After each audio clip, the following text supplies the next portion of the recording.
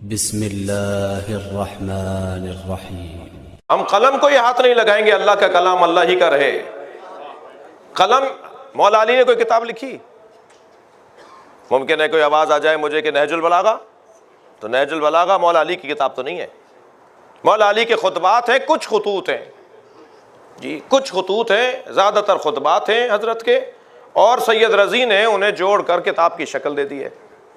میں اپنے بچوں جوانوں کو، سنی بھائیوں کو کہنے کے لیے ایک جملہ کہہ رہا ہوں، اور اگر سنی بھائیاں بیٹھے ہیں وہ بھی تسلی کر کے جائیں کہ سید رضی نے نہج البلاغہ کو جو لکھا ہے نا، وہ اہل سنت کی کتابوں سے لکھا ہے۔ سید رضی کی ولادت سے پہلے جو علماء اہل سنت تھے، محدثین اہل سنت، ان کی کتابوں میں مولا کے یہ خطبے پہلے سے موجود ہیں۔ سید رضی نے ان سے جمع کر کے ایک کتاب کی شکل دی ہے۔ 50 سے زیادہ کتابوں کی فہرست تو علامہ ذیشان حضرت جوادی نے لکھی ہے۔ ان کا جو ترجمہ ہے نہج البلاغہ کا، اس کے ترجمے کی ابتدا میں 50 کتابوں سے زیادہ کی لسٹ انہوں نے شائع کی ہے کہ یہ کتابیں وہ ہیں۔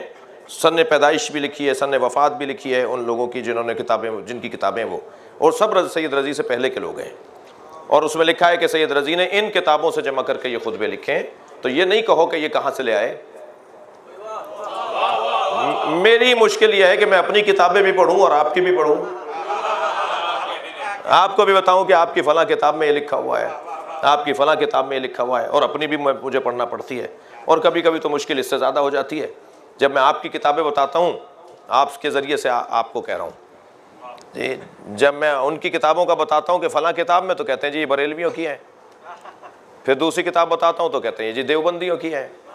تو مجھے تو اب یہ بھی تقسیم کر کے پڑھنا پڑتا ہے کہ کون سے بھائی کو کیسے مطمئن کرنا ہے۔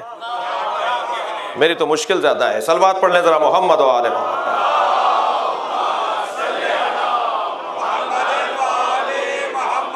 دقت فرما رہے ہیں آپ؟ نقن صاحب کا جملہ ہدیہ کر رہا ہوں بزمی صاحب سامعین محترم کو، کہ نقن صاحب فرماتے ہیں یہ علم علی نہیں ہے نہج البلاغہ۔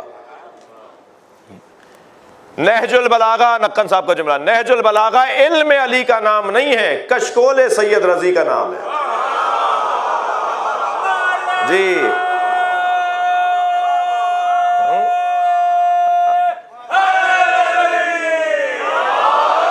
مولا علی کے دروازے پہ سید رضی کشکول لیے کھڑے تھے، جو بھیک مل گئی اس کا نام نہج البلاغہ رکھ دیا جی۔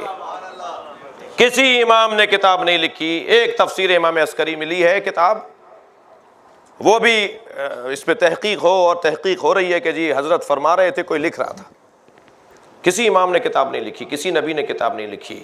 میں اس بحث کو یہاں مکمل کروں، اس لیے نہیں لکھی کہ یہ اپنے علم کا اظہار، دقت چاہوں گا آپ سے، یہ اپنے علم کا اظہار پیکروں پر کرتے ہیں، کاغذوں پر نہیں کرتے ہیں۔